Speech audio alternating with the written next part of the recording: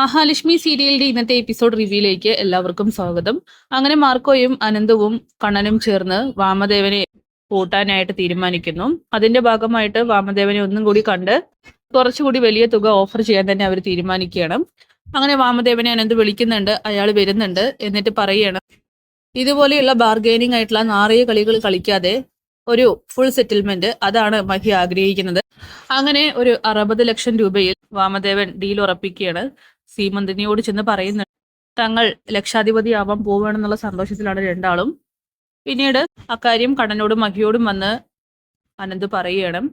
അങ്ങനെ ഡിസ്ചാർജ് ചെയ്ത് മഹി വീട്ടിലേക്ക് എത്തുകയാണ്. അതിനുശേഷം കണ്ണൻ പറയുന്നുണ്ട്, ഉണ്ണിയും കൂടി സത്യങ്ങൾ അറിയുകയാണെങ്കിൽ കരുണയുടെ കാര്യം എന്നേക്കുമായിട്ടൊരു തീരുമാനത്തിലെത്തും. അവർ തമ്മിൽ ഉറപ്പായിട്ടും പിരിയും എന്നൊക്കെ പറയുമ്പോൾ അവന്റെ കൂടി അച്ഛനല്ലേ, അല്ലെങ്കിലും അവളും അവനും പിരിഞ്ഞാൽ നമുക്ക് എന്താണ്, ഒരിക്കലും യോജിച്ചു പോകാത്തൊരു ബന്ധമാണ് അതെന്നൊക്കെ പറഞ്ഞ് അനന്തുവാണെങ്കിൽ കണ്ണനോട് ആ ഒരു സത്യം വെളിപ്പെടുത്താനായിട്ട് പറയുകയാണ്.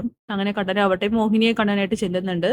മോഹിനിയോട് കാര്യങ്ങളൊക്കെ പറയുന്നു. മഹി ഹോസ്പിറ്റലിലായിരുന്നുവെന്നും താനും മഹിയും തമ്മിലുള്ള പിണക്കം മാറിയെന്നും താൻ ഏറ്റവും കൂടുതൽ സ്നേഹിച്ച അച്ഛന്റെ ആ ഒരു മരണ കാരണം മറച്ചു വെച്ചതിൽ മാത്രമാണ് എനിക്ക് മഹിയോട് ഈ ദേഷ്യമുള്ളൂ എന്നൊക്കെ പറയുമ്പോൾ അതിനെക്കുറിച്ച് പറഞ്ഞ് എന്റെ മോൾ ഇവിടെ വന്ന് കരഞ്ഞിരുന്നു എന്നൊക്കെ കണ്ണനോട് മോഹിനി പറയുന്നു.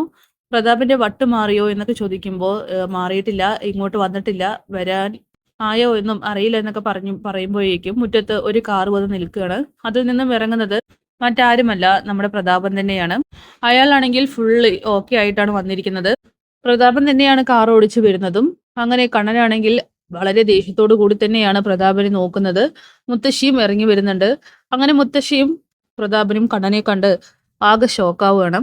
പക്ഷെ പ്രതാപന് തന്റെ അച്ഛനെ കൊന്ന സത്യം കണ്ണനോട് പറഞ്ഞ കാര്യം അറിയില്ല. അങ്ങനെ കണ്ണനാവട്ടെ പ്രതാപന്റെ മുന്നിൽ ചെന്ന് നിന്ന് ചോദിക്കുന്നുണ്ട്, എന്തിനാടാ എന്റെ അച്ഛനെ കൊന്നതെന്ന്. ഇത് കേട്ട് പ്രതാപൻ ആകെ ഷോക്കാവുന്നു. നിന്നെയൊന്നും വെറുതെ വിടാൻ പോകുന്നില്ലെന്ന് പറഞ്ഞുകൊണ്ട് ആ കാലുപയോഗിച്ച് പ്രതാപന്റെ നെഞ്ചത്തോട്ട് ഒരു ചവിട്ട് കൊടുക്കുകയാണ്. അയാളാണെങ്കിൽ വീഴാനായിട്ട് പോകുന്നുണ്ട്. ഇതിനുള്ള മറുപടി ഞാൻ തന്നിരിക്കും. ഈയിടെയാണ് തന്റെ വായ കൊണ്ട് തന്നെ ഞാൻ എന്റെ അച്ഛനെ കൊന്ന കാര്യം അറിഞ്ഞതും. ഇനി നിനക്ക് രക്ഷയില്ല എന്ന് പറഞ്ഞുകൊണ്ട് മുത്തശ്ശിയെയും പ്രതാപനെയും ഭീഷണിപ്പെടുത്തി അവിടെ നിന്നും പോകുന്നു.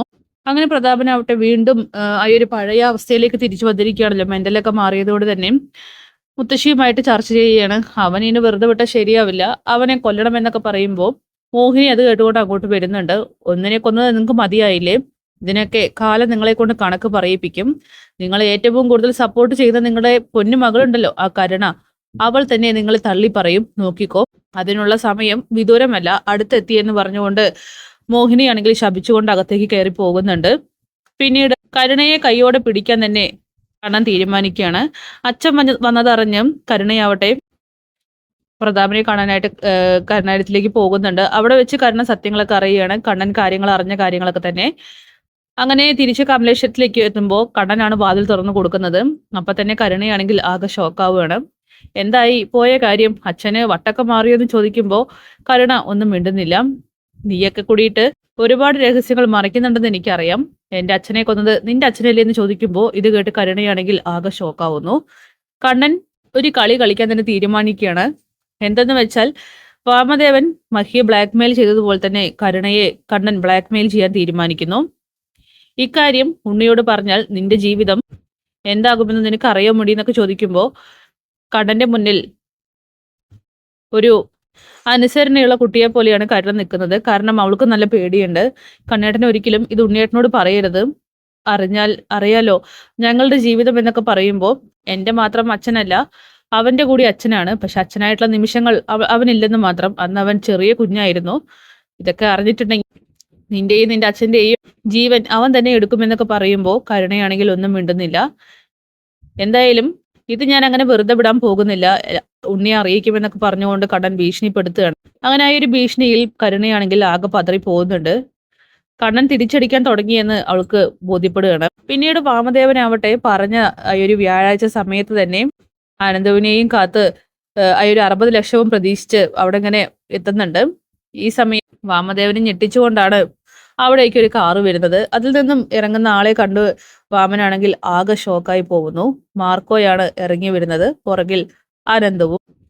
അങ്ങനെ മാർക്കോയെ കണ്ട് ആകെ വല്ലാതെയാവുന്നുണ്ട്. അനന്തമോനെ എന്തിനാ മാർക്കോയും വഴി വന്നിരിക്കുന്നത്? അത് ഞാൻ ഒരിക്കൽ പറഞ്ഞത് അമ്മാവൻ ഓർക്കുന്നുണ്ടോ? ഞാൻ ഈ പറഞ്ഞ കാര്യങ്ങളിൽ എന്തെങ്കിലും മാറ്റം വരികയാണെങ്കിൽ മാർക്കോയുമായി മാത്രമേ വരുള്ളൂ എന്ന്. അതുകൊണ്ടേ മാർക്കോ വാശി പിടിച്ചു, അമ്മാവനെ ഒന്ന് കാണണമെന്ന് പറഞ്ഞു.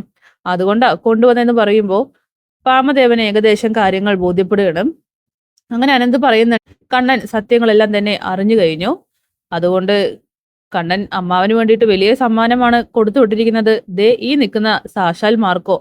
അങ്ങനെ മാർക്കോ വാമദേവനിട്ട് പെരുമാറുന്നുണ്ട്. എന്തായാലും കിടിലൻ തിരിച്ചടി തന്നെയാണ് വാമദേവന് കിട്ടുന്നത്. അപ്പൊ കാത്തിരിക്കാം കിടിലൻ എപ്പിസോഡ്.